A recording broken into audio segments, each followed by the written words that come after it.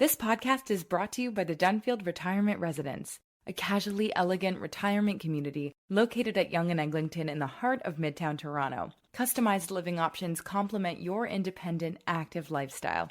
Learn more at thedunfield.com.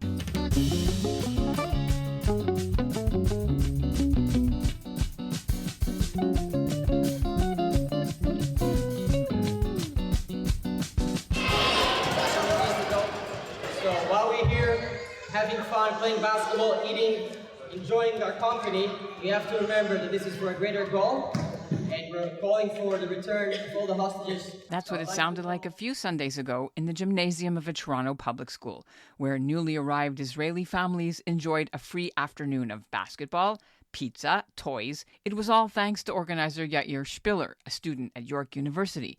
He wanted to help the Israeli children especially, whose parents have brought them to Canada temporarily after the terrorist attack of October 7th, to get them out of bomb shelters, away from air raid sirens, and get a break from a country at war. Since October the 7th, nearly 900 Israelis have come to Canada so far, most to Toronto, but also to Montreal, to Ottawa, and Winnipeg. Many arrived as tourists, not as refugees. And while the majority say they're staying here temporarily, one family's decided this is the last straw, that no matter how high-tech or world-renowned the Israeli military was, October 7th showed they could never really be safe. I don't have the imagination of the walls. It's everything is open. They can do it like any time. So what's stopping them from doing it again? Because we will not eliminate Hamas entirely. It's not possible. And, someday, 1 year, 5 years, 10 years, we don't know. It could happen again. I'm Ellin Bessner, and this is what Jewish Canada sounds like for Thursday, December the 7th, 2023, the first night of Hanukkah. Welcome to the CJN Daily, a podcast of the Canadian Jewish News, sponsored by Metropia.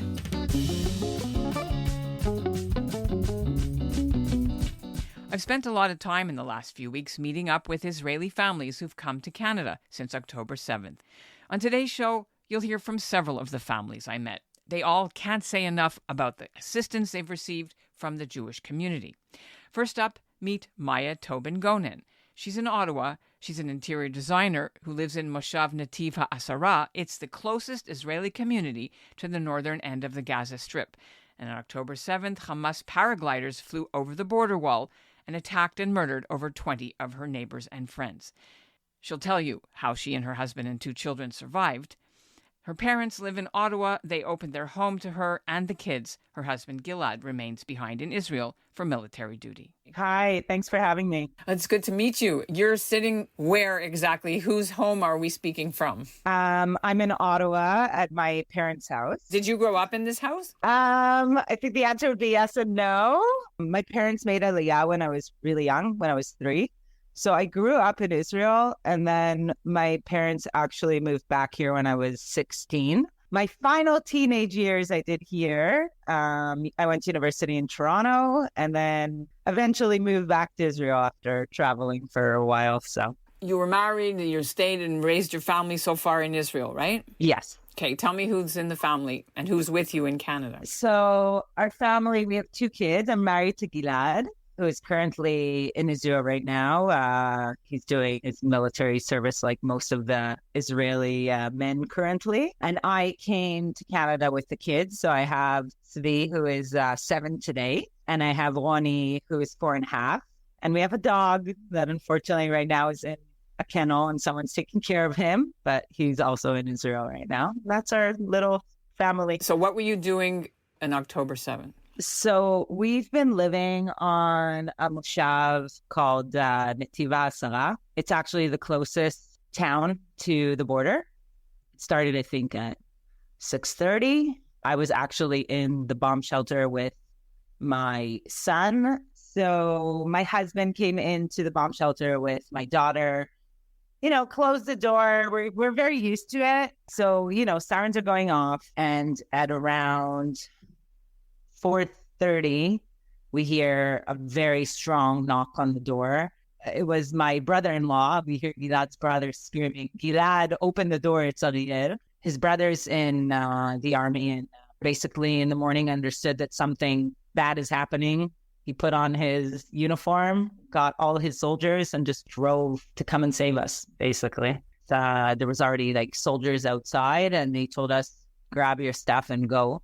And we literally grabbed only the kids, more or less, and left without anything. So we put the kids in the back seat. We told them, you're not putting your seatbelts on. You have to cover your eyes until Ima and Abba, mom and dad, tell you that you can uncover your eyes. That's definitely a sight I'll never forget. The driving out of our community, it looked like a scene from like military movies, like fire everywhere and smoke, and unfortunately also, dead bodies on the side of the road.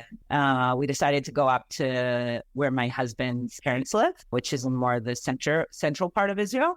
So between going to your in-laws and coming to Ottawa, connect me with that. How did that decision get made? So we ended up going to my in-laws, and we were there for a few days. And already on that Saturday, my husband got something which is called Sav Shmone. So we understood that he's going to have to go. And I was not in the best state of mind. And I didn't want to be alone, and I didn't want to be alone, the kids. And I think also my parents being Canadian, that they were begging us to come to Canada. And I think also the first days after Saturday, no one knew. I mean, people still don't know what's going on, but no one knew what's going on. And we were really scared that it's going to get really bad really fast. So I talked to my sister, who just moved to Canada with her family a few months ago. And she said, I'll get you a flight. I'm calling everyone I know. We'll get you guys out of there. So very quickly, I think we flew out on October 12th. We took 3 flights, me and the kids, slept in Romania for a night. I think we traveled for about 2 days and ended up in Canada. There was a whole issue behind that too, because when we left on Saturday, we didn't leave with our passports or anything. We had nothing on us. So getting into Canada was quite complicated, to be honest. You didn't take the military evacuation flight? No, because the military evacuation flight was set to be only, I think, on the 19th. But I couldn't wait that long. And then so how did the kids get to school, and how it's been arranged? Just some of the sort of things you're able to do while you're here. So the community was amazing. I think about a few days after we arrived, we understood that we're going to be here for a while, and that the kids need some sort of, they need to be in school. They need to have friends. They need to have a normal day and schedule. We reached out, my sister, because they send their kids to the JCC daycare. So my sister reached out to Risa, who's in charge, and Risa right away basically said that my daughter is more than welcome to come, and they'll make all the arrangements and everything, and just show up, no questions asked, open hands, everything above and beyond, really everything that they could do and help and make us feel welcome. And I think about 2 days later, my mom ended up writing the school, and also right away they were like, just show up, come, let's meet you. We showed up, and even the day of, they're like, he's more than welcome to even start now. And they gave us the tour, and the school has been amazing. They're not charging you, right? No, they're not. On top of also the Jewish community and the schools being so amazing and communicating with us nonstop and talking to us and updating us on the kids and everything. Also, the Israeli community here have been amazing. I mean, we showed up, and within 2 days, we had bags and bags of clothing, and because we came with nothing. We showed up with sandals to Canada. So the community has been amazing. Even now, we had to at some point say, we're good. We don't need any more clothes, pass it on to whoever needs. It makes you understand the importance of the Jewish community outside of Israel, and the connection, and the I don't know what the word is exactly, the wanting. Israel Arivim Zelazeh. Yeah, you feel it. Jews responsible for exactly, because in Israel you feel it. There was no doubt about it. The first days, it was just incredible. I mean, I've never seen anything like it. Everyone was helping everyone. It was just the one good thing that came out of this thing was definitely that. But you feel it here too.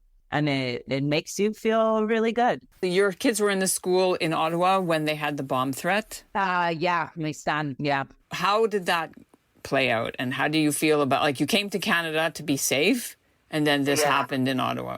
When I picked him up, there was a lot of police, and it was obvious to me that, there was something going on. There was no doubt about it. But it's a horrible feeling. Like, I mean, I've been talking about it with my friends, and also my friends from Israel. They're like, well, do you feel safe in Canada? Like, don't you want to be in Israel where you're safe? It's like crazy to think. Every time I hear about something going on in Canada, it like breaks my heart. There's a lot of questions. Like, also after that day, I wrote someone I met who's Israeli who sends her kids to school in the same school. And I wrote her and I said, listen, I don't know if I should send them. I mean, that's exactly the thing. I came all the way here to make sure that my kids at least can be safe, that I can sleep at night, and that I can send them and not think twice about sending them to school. And that's not the case. I mean, I think something very bad is happening within the community here. And it, to be honest, makes me even more want to live in Israel. Are you eventually, do you want to go back to Israel? Like, how long do you plan to stay in Ottawa? I don't know. It's a tough question, to be honest. It's hard to think that far ahead of also going back to the moshav. I don't think be able to go back to the way it was. There's no way. So I don't know where we'll go back. It's not easy to be here, but not all of us here. I think if my husband was here, maybe we would have said, okay, let's just stay here till the summer and then decide. And, but that's not the case. And as time goes on, I mean, we'll have to make tough decisions and decide what we're going to do. Well, Tobin Gonen is planning to stay in Ottawa only through the end of December and then reconsider. Tel Aviv resident Maya Trajtenberg Madar and her family have gone back to Israel after 5 weeks of a respite in Toronto. She came by herself with a 4.5-month-old baby and his 2 older brothers. She'd considered going somewhere closer, like Cyprus, where other Israeli friends are waiting out the war. But she had a friend in Toronto, and she's been to Canada many times because her mother grew up in Quebec before marrying her Israeli father and converting to Judaism. And of course, they visited Niagara Falls and dressed up for their first ever Halloween. We were going to try to meet when you were staying in Canada temporarily, but you went back to Israel. So here we are, thanks to the magic of technology. Yes, amazing. So happy to be, even if it's far away. So tell us a little bit about how you ended up staying for a while in Canada. So my mother is Canadian, so technically I'm Canadian. So I have a Canadian passport. So the whole thing started, I'm a mother of 3 boys. One is 6 months now, and one is 8 almost, and 10. My husband is a hairdresser here in Tel Aviv. We just came back from France on the 6th of October, Friday night, and Saturday morning was the whole thing that started. I'm with a 4.5-month-old baby that cries most of the days. I felt the urge because my middle son, Asaf, who's almost 8 years old, has a lot of anxiety around these alarms. Everyone has a lot of anxiety, but he literally has like small panic attacks, you can say, every time there is an alarm. And my baby, is 4 months, and running in the night to the shelter downstairs was a nightmare.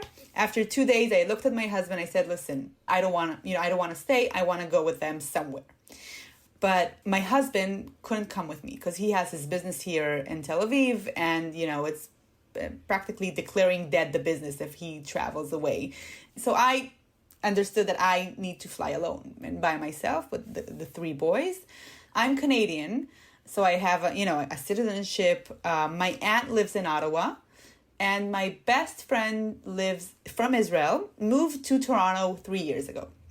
It started, and it's important to say, because of my best friend and my aunt, and because I knew there's a good health system. Because, when you have 3 kids, you want to go to a place that if something happens, you're going to have a good health system to take good care of them. So that was how I started and how I got and arrived to Toronto. That was my knowledge. I didn't know anything about the Jewish community. I didn't know anything about, anything basically about Toronto, except my best friend lives there and my aunt is 5-hour drive away, and she came to meet me when I arrived there. You land in Toronto. How do you get organized? Okay, so I land in Toronto. My best friend lives in Toronto. She comes to pick me up and I go to her house. My aunt, she came to Toronto to my best friend's house and she said, listen, it's funny because she's not Jewish, and she knew immediately, and she had this gut feeling that I have to work very close with the Jewish community in Toronto. There is this organization called JCCs. They're going to help. You have to be involved. You have to be involved. I didn't take it seriously because I didn't really understand yet the power of this community. But, I said, okay. And after 6 or 7 days, I got reached out by many schools that said, listen, bring the kids. So I went with my 2 kids. I went to Robbins and I went to Bialik South. I told my kids, listen, you pick whatever feels, good for you guys. I'm with you. And they said, listen, we feel good at Bialik. I said to Bialik, I'm happy to have my kids here. They just opened their doors. It wasn't, I didn't have to do anything that's a lot of bureaucracy. Canadians usually are very strict. They have these processes. They're not very agile, exactly. And what they did was kind of Israeli. That's what's funny about it. Because Israel knows how to be agile. Things change and you see all the time. We have to think fast and we're going to figure it out afterwards. So how did it work for them at school? How did that... I have to say it was incredible. The experience of walking in the first day of school, it was really important for me to tell you, because people were hugging us and hugging them and said, listen, we're here for you. Anything that you need. And we walked and it was, we did a tour in school. So each teacher came out, they saw us. So they came out of class and hugged us and said, listen, take my phone number. Come to Shabbat dinner. We want to be with you guys. So I walked out and I cried. I called my husband. I said, listen, I forgot how much I need a hug. That's amazing. And where did you end up living for the 5 weeks? So I was searching for an Airbnb. But Airbnb is super expensive because Airbnb is not supposed to be a monthly thing, right? So I had this idea and I said to my friend, listen, I'm kind of starting to understand this Jewish community here is big. And I said to her, listen, maybe we should just reach out. Let's write to these owners of Airbnb and say, let's tell the story and see if they're willing to, reduce the price so it's going to be affordable for me to live. One of them came back and said, listen, your story is exactly like my sister's story. And he writes that his sister lives in Israel right now with her 3 kids and she came. So immediately I felt the connection. He said, of course, just come in and, we're going to figure it out. It was a basement apartment, beautiful basement apartment, I have to say, and a huge playroom for my kids. They had kids of their own. So my kids and their kids were playing together every day. And it just felt like a huge family. So they were in school, you had the baby all day. What did you do? So first of all, it took me about 2.5 weeks to settle. After I figured out how to do lunch boxes in Canada, because it's a thing of eating lunch in school, right? So these are also things that I'm not used to, It takes me an hour each morning just to prepare their lunch boxes. So after all of that, just figuring out how you get out of the house in -2 and not freeze to death, someone told me about the JCC. And said, listen, JCC, they know that Israelis came and they're willing to give free memberships. And they have a lot of activities. You should go and check it out. So I went one day. I was mind blown because I had, first of all, so many activities to do with my baby. They have activities in these, music classes and everything, and a little place to play, and other mothers. Because in Israel, usually you meet them outside because we're outside all the time because it's hot. But, when I was in Canada, I didn't know where can I meet mothers with babies. So I went there. Even with my sons, and they went to swim in a pool that is heated, because in Israel we don't have that. The pools are freezing in winter. It's unbelievable. So it was even just experiencing that with them.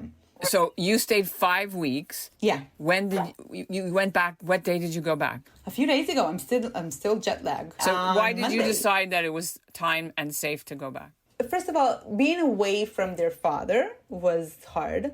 It was hard for us and hard for him, because even staying in Israel alone at this situation is completely depressing. Like, you're here, there's a war, you don't know what's going on. So he was having a lot of, difficulties, and we had difficulties. And I said to my husband, listen, I'm going back, but I know where I'm going to come back if something happens or not. My mom came, I didn't say that, for 5 days to visit me at one point. And she's Canadian, right? She's from Montreal. She knows Canada. She was mind-blown by the community of Toronto. Everything felt Israeli, Jewish. You walk and you go to the JCC and all of Bathurst. It was the amount of Jewish schools around is unbelievable. So it was just, it felt so good. Like, in the community was so strong. And it's interesting because my sister lives in Boston, and people here in Israel have the perception that, the U.S., the Jews in the U.S., they're strong, they're in, political influence. They are. But my sister is in the worst place you can think of, right? She's in MIT and her husband's in Harvard. What they're experiencing, they're scared of speaking Hebrew in the streets. And it's something that I've been 5 weeks in Toronto. I wasn't scared for a second. And I think it's meaningful. I just felt safe. And I don't even exactly know why, but I just felt safe. Yeah, because I was just wondering, there were Palestinian protests. People were defacing the Indigo store. Yeah. No, when we heard about this school in Montreal, we had a moment. We said, wait, it's kind of scary what happened in Montreal. But it's not like what's going on in Boston. Because that was my comparison. Because I said, listen, I felt safe. I don't know exactly why. Because, Israelis were used to being threatened all the time. Okay. It's not like I live, I live in Israel. So, still I felt what I felt in school, what I felt walking to my Starbucks every morning to get my coffee on Bathurst. I felt fine. So you never decided that you want to actually move to Canada now, right? No. And for a few reasons. First of all, my husband can't live in a country that has less than 10 degrees in winter. So it starts from there. But it's funny. It's I felt like I found my second home, not my first home. And my first home is Israel and will always be. It's just, I love Israel. I'm Israeli. I think it got stronger to a lot of people here, because at first people were getting away, but I think afterwards people understood that this is our home and we're going to fight for it. We're going to live and die here for life. A lot of people just feel that now, but I felt like I found my second home. While the two families you've just heard haven't given up on Israel, that's not the case for Gabi and Galit Uzan from Ashkelon. The Uzans and their two children waited out the October 7th attacks and the rockets in their bomb shelter for 3 days. Then they evacuated north to stay with other families from their neighborhood. They then tried Portugal, but Galit's aunt, who lives in Richmond Hill, Ontario, begged them to come here. And while Gabi Uzan continues to work remotely for his Israeli company, because he's an IT specialist, he spent weeks sending out resumes and doing job interviews to try to land a position here in Canada. His wife has been a stay-at-home mom. She'd like to retrain and improve her English. We're here in Toronto at the temporary home of Gabi and Galit Uzan. Welcome to Toronto. Welcome to the CJN Daily. Thank you very much. Thank you very much. Nice to have you here. Nice to meet you. Yeah, it's nice to have you. We're having coffee in their temporary quarters. How long have you been in this house for? We arrived on the 27 on October. We came to Toronto to my aunt and my uncle's house. And then after a few days, we just got this house with the help of Jayas and other Israeli people, and we were able to get it for free for a 3 weeks period. And maybe you can tell us a bit, before we talk about your Canadian experience and how it's been, to go back a little bit and just introduce yourselves. So we live in Israel, in Ashkelon. I born actually in Russia, in Tajikistan.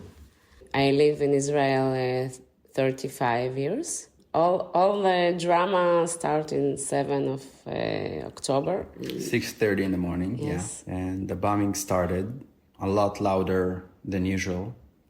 Sad to say, Ashkelon normally gets a lot of rockets. Yeah, Ashkelon right? in the You're last used to 4 it. years, it's the most bombed city in Israel right now, sadly. It's our first time that we sleep in Mamad. Yeah. Me and Gabi, because all of the previous situations, the children sleep in Mamad and we not. But in the 7th of October, it's very scary bombs and we had terrorists like invading so Ashkelon south, and on the third date, our big girl Gaia, she's 9.5. She just broke down, and she started crying nonstop, and she wanted to get out of there. And you have family in Canada. Like, how did it get from the point that you're sitting and sleeping in your safe room until you decided to make the flight out of Israel? So, like, after 3 days, I think it was the 10th of October, we, some of her friends and family told her, listen, there's a kibbutz in the north, we can come. They're very amazing people. And this is what we did. We did it. We went north. We've been there for like 9 days with other families. They did some activities for the kids. But again, when you're still in Israel and everybody's, talking about it, watching the news, so you're constantly having this feeling all over you, and it's a big burden. My gut feeling told me, listen, you need to take it out, because it was just, the first week, even not. So, and, they said the word war, it's so different than like operation, mivtza. It's like, it's on a different scale. And I was very afraid that, all of the country will be involved, not just the South. How do you guys feel about this after so many years of living in Eretz Israel, that this situation made you decide that's it? I'm not a person who wants to hold a weapon or trying, because right now in Israel, everybody I want to get a weapon license. I want to get a weapon license. And you just felt the bloodlust. It was just crazy. And it's scary because, we're not Texas. We're not used to it. It's not, I'm sorry. It's something that, Israeli doesn't have. You have the police, you have the army, but 99% of the people doesn't have weapons at home. Yeah. And like 30% turned into ones. And that's even scarier because you don't know what the future will bring. אני אענה על זה קצת בעברית. אני חושבת ששאלת מה השתנה, למה פתאום עכשיו עשינו את זה אחרי כל מה שעברנו עד היום בארץ ישראל. She wants to explain why that actually now, dafka now, and after everything that's happened and living in Israel, this was different. כי פשוט נשבר האמון במדינה שלנו. I don't know. Your trust in the country is broken. בממשלה. And in the government. שפשוט לא היה שם אף אחד. It took them like 6 hours, something. Yeah. It was so when the terrorists came, the response was too long, delayed. There was no one there. Yeah. The moment they, went inside our country, not just bombing from afar, but just they got to Ashkelon on foot by sea.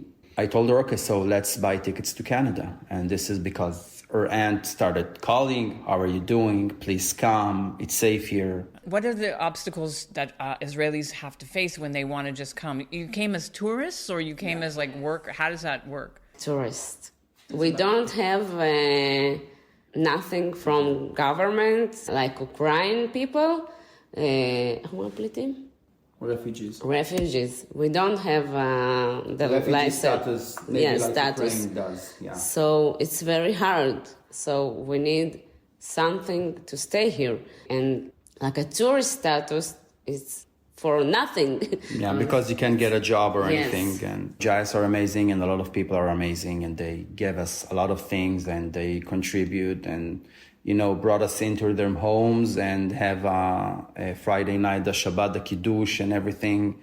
So the people are amazing, but the problem is the regulations and the rules in Canada, which makes it a lot harder for Israeli people specifically to try and get a job and maybe stay here. It's not just now, but even before, when Israelis would come and claim refugee status, the Canadian government would say, why? It's a democracy. It's an economically good country. This is a bit of a different situation now. Because we are Jewish. I don't know if it's that. That used to be how it was in Canada in the Second World War. That was true. They didn't allow Jews in as refugees. But now it's because it's a developed country. It's not like Sudan or, whatever, Ethiopia or even Iran. Take me back a little bit to when you first got here. What was in your mind when you landed here? Do you remember? So we landed, we got out of the airport, we saw our uncle, everybody was very happy. We went into the car and he started driving. It was like sunny and yellow and orange and like a lot of colors and reds and the leaves and everything. Yes. And like after 5 minutes, we just look at each other like in anime. I love anime. Just like in an anime and just see the sparkle in our eyes. And we just knew that, we want to stay here. Talk to me about how your kids are adjusting. They go to associated school, a Hebrew school, and they have a lot of fun there. Do they speak English at all? Or? No. No. But they wake up every morning excited to go to the school. And they have a new friend. They love the lessons. You know that there's a lot of anti-Semitism in Toronto and in Canada. Have you noticed it? So because, all of our efforts were directed to stay here, so we're not leaving the house very much, usually to friends, when we meet along the way, family. But most of the time, I'm in front of the computer trying to email, to talk, to message, to Facebook. And, this is the reason I feel that we didn't feel it very much. And as far as yourself, so if they offer you something here, then will that change your decision? Like otherwise you said you have a plane ticket. On the 25th, of November. Of November, right, yeah, this Saturday. And we don't want to go back. We even asked the kids, we told them yesterday, listen, Daddy didn't get the job. And, and they were like, what? We want to stay? Yeah, very depressed. We have the option to stay and just, forget about the tickets and everything. But again, everything is so expensive and we don't have any income. I'm trying to still work remotely with Israel right now. And I'm doing that in the morning. But again, even 7 o'clock when I start my day here, it's 2 o'clock in Israel. So it's already most of the day off. So you're still with the company that you were with before. Yes, and this is our only income. Tel Aviv, our only income right now. But again, it's not even covering rent. So we have mortgage. You have, insurances and everything. Very stressful. מאוד קשה לחיות ככה. How can the Canadian Jewish community or even non-Jewish people that are listening help you? What do you need? What can we do?